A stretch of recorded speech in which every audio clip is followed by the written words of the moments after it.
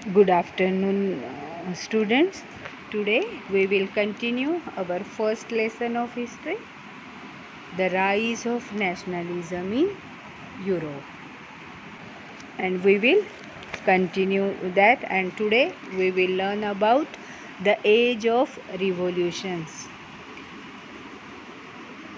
The division of age of revolution. Age of revolution from 1830 to 1848 can be divided under three stages: the romantic imagination and national feeling, hunger, hardship, and popular revolt. 1848, the revolution of the liberals. Okay, now listen carefully. Division of age of revolution and age of revolution 1830 to 1848. How many years? 18 years. So these 18 years are divided into three stages, and in another way we can say that division of age of revolution we can divide it into three parts: the romantic imagination and national feeling, hunger, hardship, and popular revolt. 1848, the revolution of the liberals. And we will study these three stages or these three parts one by one. And now we learn about the romantic imagination and national feeling. The development of nationalism did not come about only through wars and territorial expansion. Means this idea of nationalism did not come from the wars and expansion, but the people thought that culture is also play an important role to create the nationalist feelings. How we can see culture played an important role as important role in creating the idea of nation. Art and poetry, stones and music helped express and shape nationalist feelings. Understand? The culture played important role to develop a sense of nationalism, and all of you know that culture is also a powerful tool to increase the feeling of nationalism. Nowadays also you can see culture played important role to express our national feeling. Students, you also see the dance programs, and nowadays in TV also you see the dance programs, and you can understand through this dance we can express our feelings. And if we talk about the culture of our country, so there are different dance forms: Bharatnatyam, Odissi, Kuchipudi. All of you know that, na? Nowadays also these dance forms also increase the national feeling. But we learn about the French Revolution, and therefore here their culture is different. So how the culture is different? Now let us look at the Romanticism, a cultural movement which started develop a particular form of nationalist sentiments. Romanticism artists and poets generally criticized the glorification of reason and science.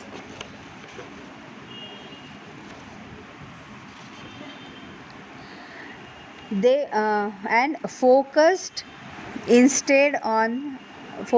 on emotions, intuition, and mythical feelings. Their effort was to create a sense of shared collective heritage, a common cultural past as the base of nation.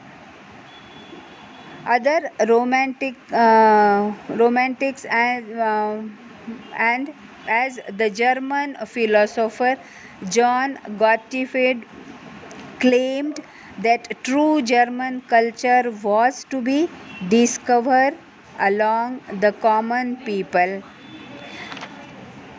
It was through folk songs, folk poetry, and folk dances that the spirit of the nation will be increased. So collecting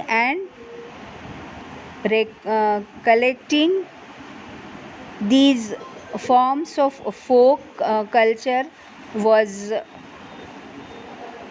essential to create a national feel. क्रांति के युग का विभाजन। क्रांति की आयु 1830 से 1848 3 चरणों में विभाजित किया जा सकता है। रोमांटिक कल्पना और राष्ट्रीय भावना। भूख यहाँ पे नहीं आएगा, यहाँ पे ये गलत छपा है बेटा, यहाँ पे आपको पढ़ना है रोमांटिक कल्पना और राष्ट्रीय भावना। दूसरे जो चरण है उसमें आएगी कठिनाई और लोकप्रिय विद्रोह, और इसमें भूख शामिल होगा। और तीसरा 1848 उदारवादियों की क्रांति। इसको हम दूसरे शब्दों में भी पढ़ सकते हैं कि क्रांति का युग शुरू हुआ 1830 से लेके 1848, तो कितने साल हो गए बेटा?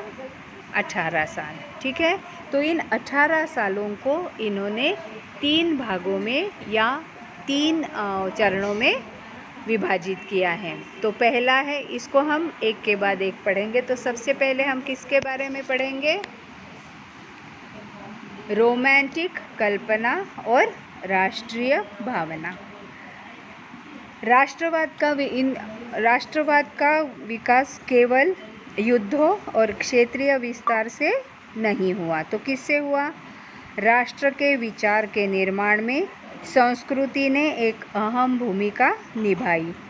कला, काव्य, कहानियाँ, किस्से और संगीत ने राष्ट्रवादी भावनाओं को गढ़ने और व्यक्त करने में सहयोग दिया। और आप लोगों ने भी देखा होगा कि कल्चर, संस्कृति जो है वो एक पावरफुल, बहुत ज़बरदस्त साधन है हमारी देशभक्ति की कल्पना को अगर हम किसी के सामने रखना है तो हम डांस के द्वारा, हमारी कविताओं के द्वारा उसको जगा सकते हैं। अगर हम भारत की बात करें तो आपने देखा होगा भारत में भी अनेक प्रकार के नृत्य के आविष्कार हैं।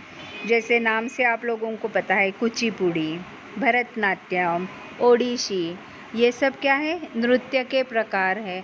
और इन नृत्य के प्रकारों के द्वारा हम हमारे देश के इतिहास को या हमारी संस्कृति को लोगों के सामने रख सकते हैं। बराबर? तो आज हम हम यहाँ पे पढ़ रहे हैं फ्रांस की क्रांति, इसलिए हम देखते हैं कि फ्रांस के लोगों के क्या विचार थे। तो ये रूमानी कल्पना यानी रूमानीवाद को अगर हम देखें तो ये एक ऐसा सांस्कृतिक आंदोलन था बेटा जो एक खास तरह की राष्ट्रीय भावना का विकास करना चाहता था।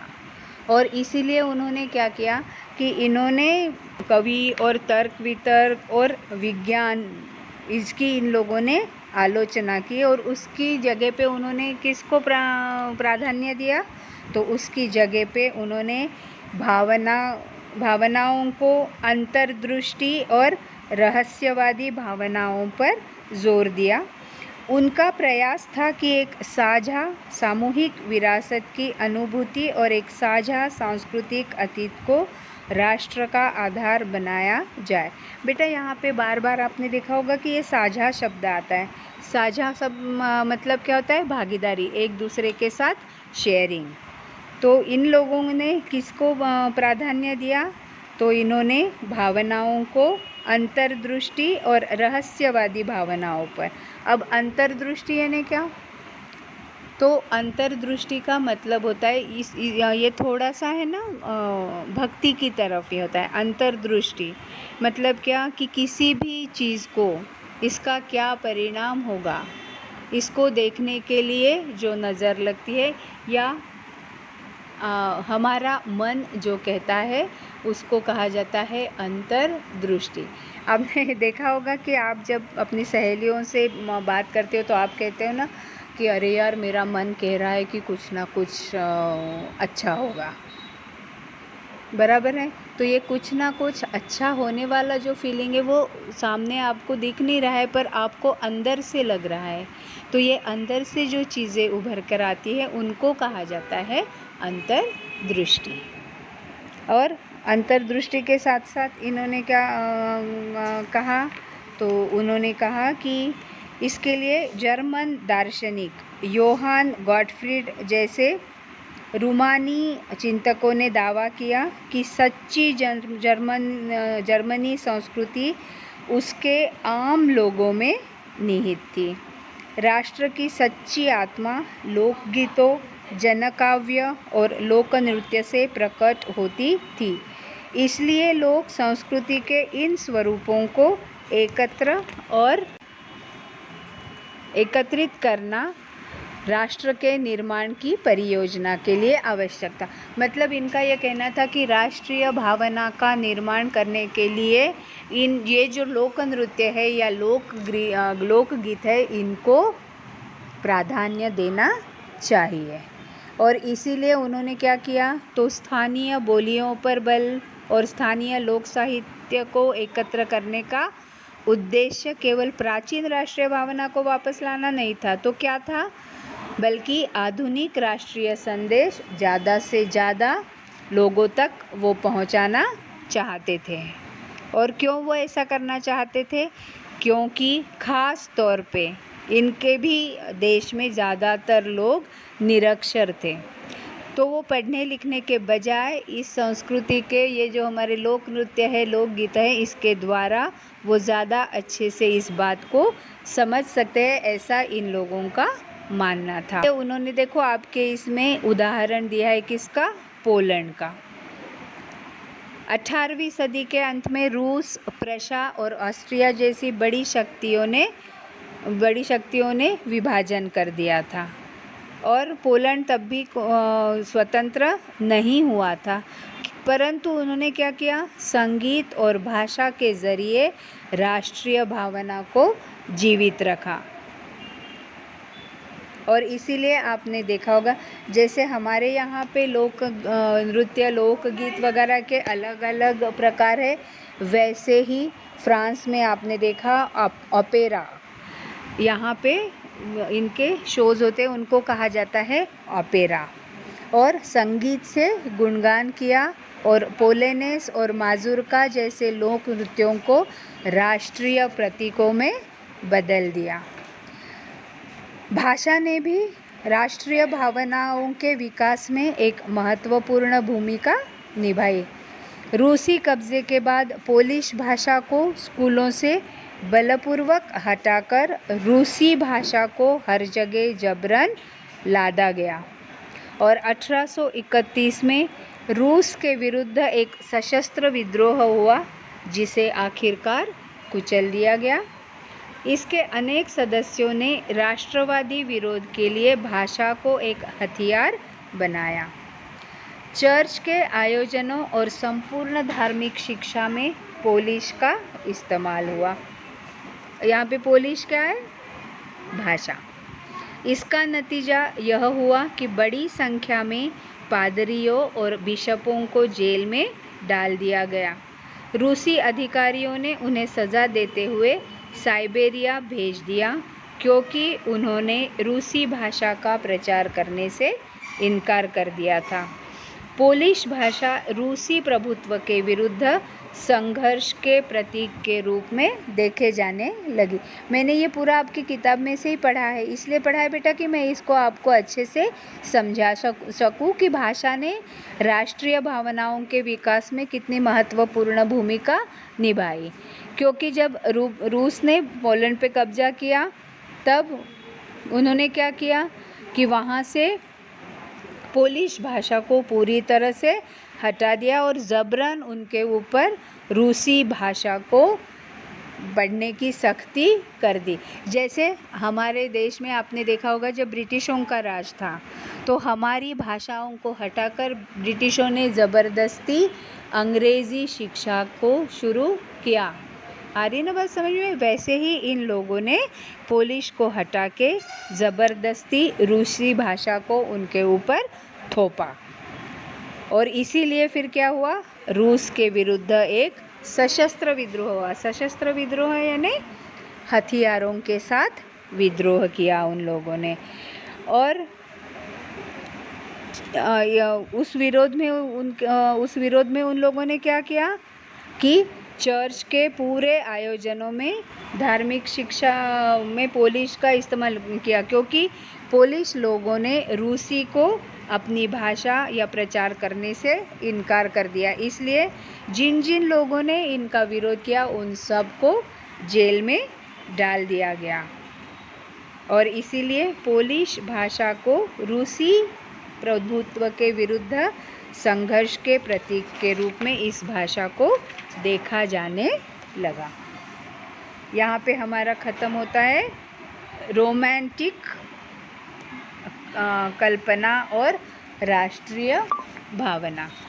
अब हम इसको इंग्लिश में देखते हैं, क्योंकि मैंने भाषा का जो ये है वो इंग्लिश में नहीं समझाया था। अब इंग्लिश वालों को समझा देती हूँ कि भाषा का राष्ट्रीय भावना के विकास में कैसे योगदान रहा। तो the romantic imagination and national feeling, इसमें हमने we will include in this language also. Language too played an important role in developing nationalist feelings. After Russian occupation, the Polish language was forced out of schools and Russian languages was imposed everywhere. Means when the Poland was under the control of Russia, the Russian people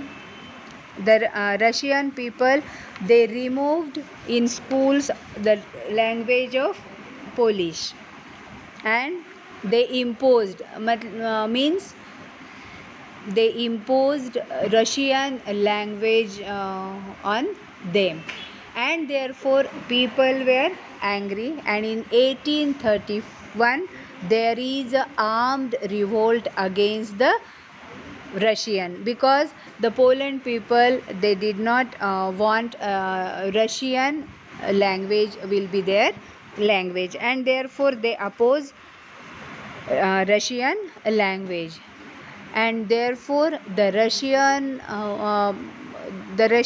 people or the Russian officers they were angry, and therefore the people who oppose the Russian language they imprisoned the people who oppose the Russian languages, and for this they imprisoned the church people, means their bishop, and the Russian people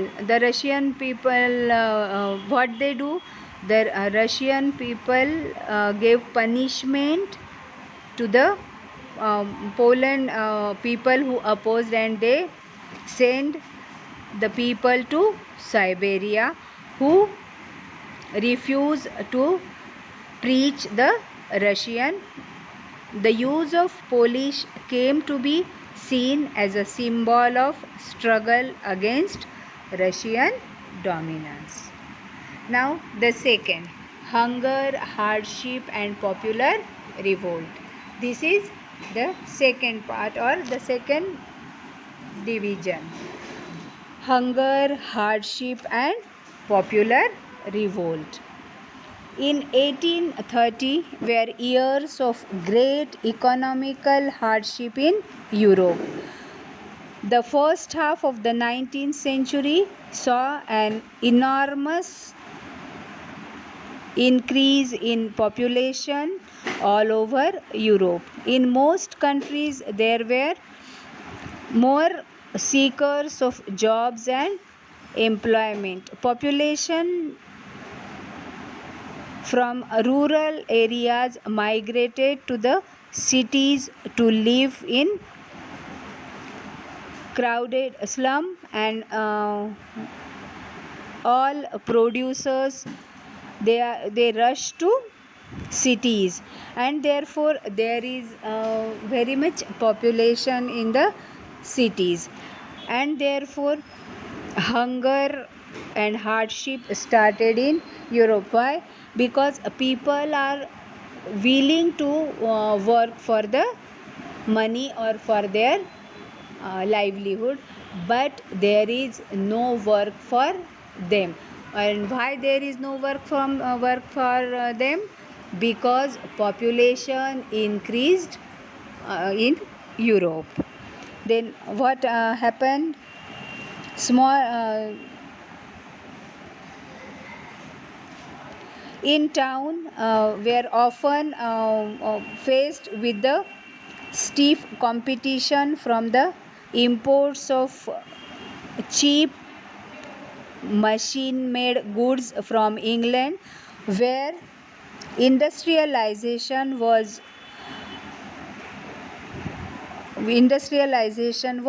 started. This was especially this industrialization in which area?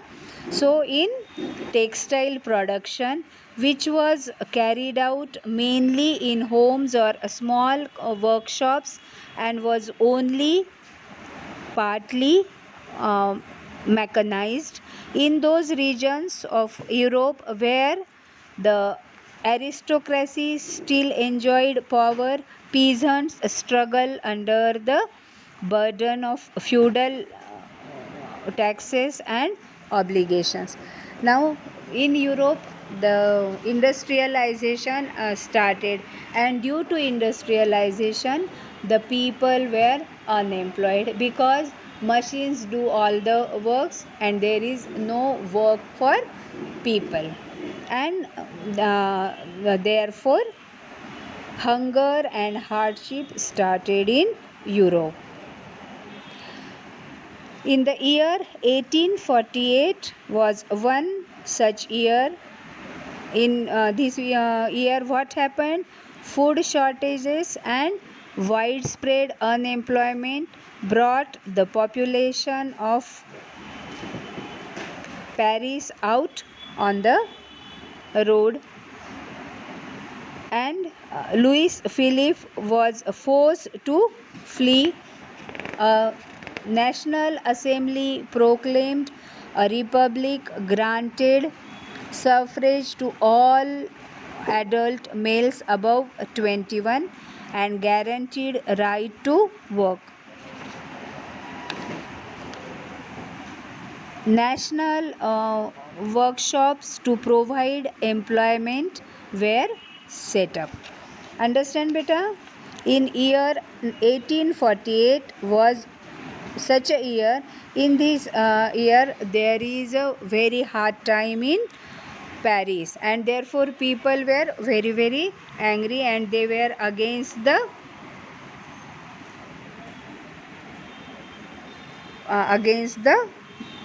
French officers. And Louis Philippe, who was their leader, he was forced to flee, means he is gone from their country, and National Assembly granted right to vote only to the adult males above 21. Understand बेटा? In the villages, 18,000 inhabitants, weaving is the most widespread occupation. The misery of the workers because industrial revolution take place, and therefore the condition of the village people was deteriorated, means very miserable condition of the village people who are engaged in the weaving occupation. On 4th June at 2 p.m. a large crowd of weavers emerged from the homes and marched in parts up to the man of their contractor, demanding higher wages. They were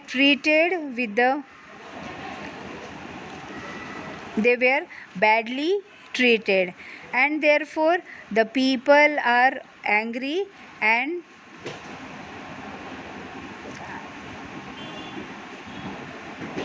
a revolt broke into the villages. Understand? Now we will see in Hindi.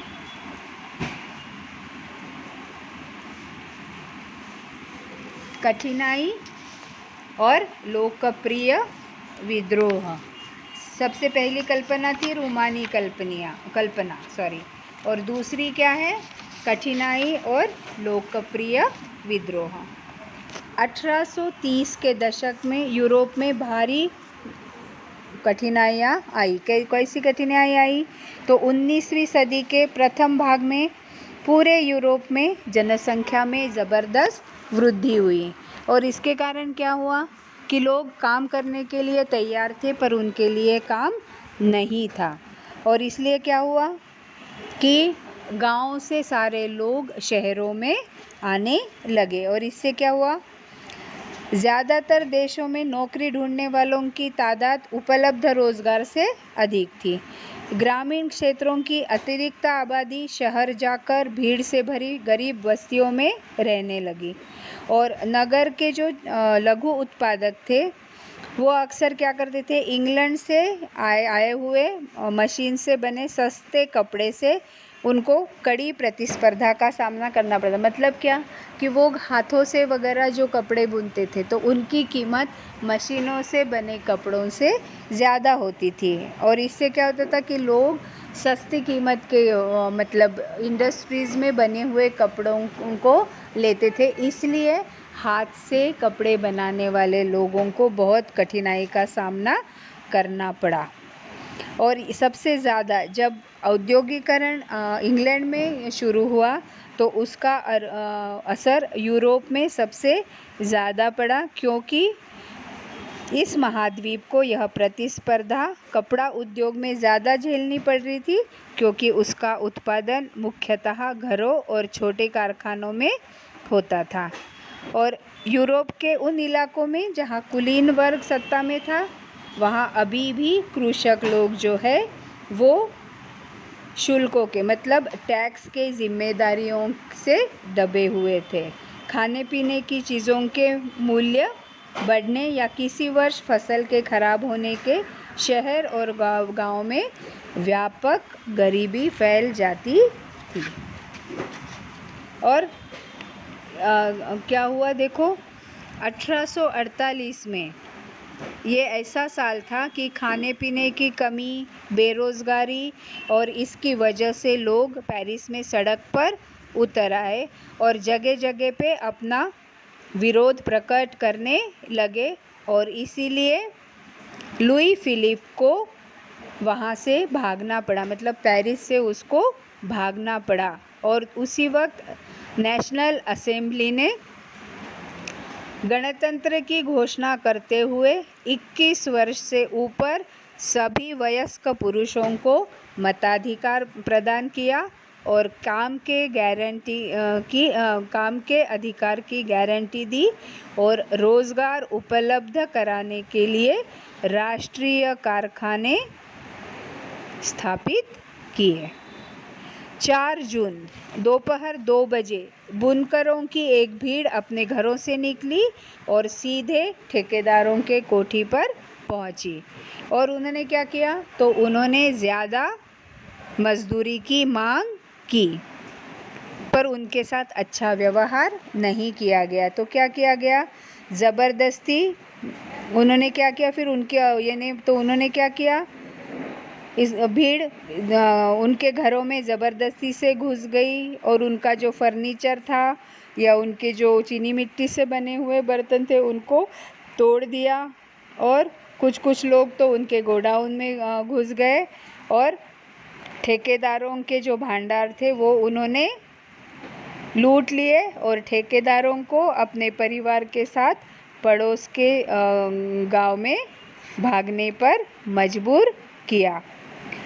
और अब इसमें बात क्या हुई कि जो ठेकेदार अपना गांव छोड़ के पड़ोस के गांव में भाग गए थे, वहाँ के लोगों ने उनको शरण देने से इनकार कर दिया, मतलब उनको पनाह देने से इनकार कर दिया।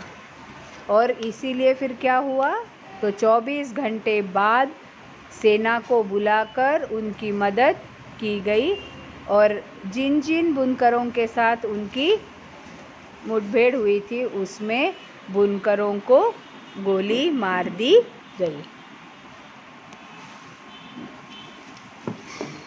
कितना हुआ देख तो रे, बंद करना है, अभी आवाज आ रहा है, बंद करना है। हाँ, हेलो बच्चों, मैंने अभी जो आप लोगों को समझाया तो वो मैं आपको स्लाइड के द्वारा समझाना मेरा रह गया, इसलिए मैं वो स्लाइड आपको दोबारा भेज रही हूँ। वो देख के आप लोगों को समझ में see the romantic imagination and national feeling, use of culture to create idea of a nation. Romantic artists and poets generally criticize the glorification of reason and science, focused instead on emotions, intuition, and mystical feelings. Used art, poetry, stories, and music to shape nationalist feelings.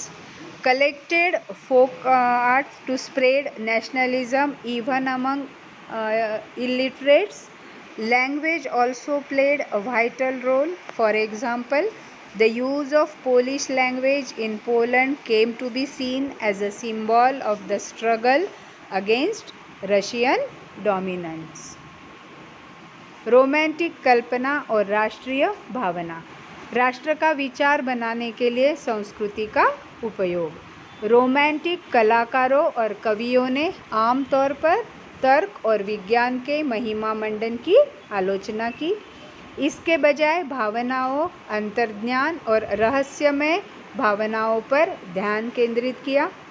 राष्ट्रवादी भावनाओं को आकार देने के लिए कला, काव्य, कहानियों और संगीत का इस्तेमाल किया। निरक्षरों में भी राष्ट्रवाद का प्रसार करने के लिए लोक कथाओं का संग्रह किया। भाषा ने भी एक महत्वपूर्ण भूमिका निभाई।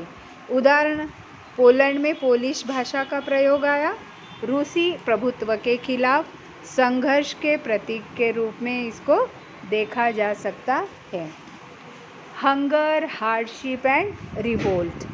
The 1830s were years of great economic hardship in Europe. The first half of the 19th century saw an enormous increase in population all over Europe. Large-scale rural migration to cities led to overcrowded cities and reduced jobs.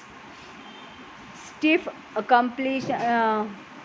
competition between handmade goods and cheap machine-made goods.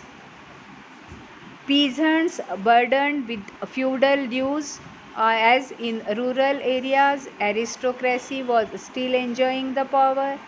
The rise of food prices or a year of bad harvest led to widespread populism in town and country.